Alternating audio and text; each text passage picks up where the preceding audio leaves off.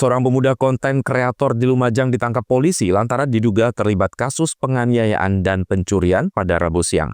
Tersangka memukul hingga membacok korban serta merampas handphone. Inilah Ibrahim Balasak, 26 tahun, seorang konten kreator warga desa Kutorenon, Kecamatan Sukodono, Lumajang, tak berkutik saat digelandang tim Satreskrim Polres Lumajang pada Rabu siang. Tersangka diduga terlibat kasus penganiayaan hingga perampasan handphone terhadap pemuda asal Kecamatan Tempeh. Peristiwa tersebut berawal dari pertemuan tersangka dengan korban di simpangan jalan.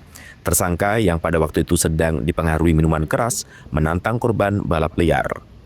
Korban yang menolak ajakan tersangka kemudian mendapat aksi pemukulan di wajah. Tak sampai di situ, tersangka kemudian membacok lengan korban serta membawa kabur handphone milik korban. Korban inisial MH juga menggunakan sepeda motor. Tersangka berusaha mengintimidasi korban untuk melakukan balapan. Namun oleh korban ditolak. Karena korban menolak, tersangka tidak senang dan melakukan penganiayaan pertama dengan melakukan pemukulan di bagian pelvis.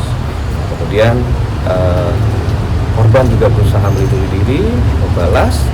Tidak lama kemudian tersangka mengeluarkan senjata tajamnya berupa arit, ya tadi yang sudah kita lihat bersama, dan disabet sehingga tangan korban terluka.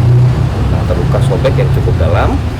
Kemudian ada saksi yang membantu untuk mengamankan senjata tajam. Senjata tajam terlepas.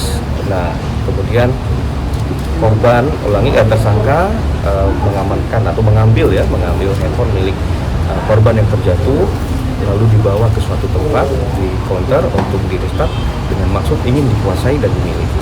Sehingga ada faktor unsur pencurian yang juga dilakukan seketika bersama dengan penganiayaan yang dilakukan oleh korban. Dilakukan oleh tersangka. Dibawa dari rumah atau gimana? Apanya? Tajam. Melekat padanya. Apakah itu dari rumah atau dari tempat lain? Yang jelas pada saat kejadian, sajam itu memang sudah ada melekat pada diri.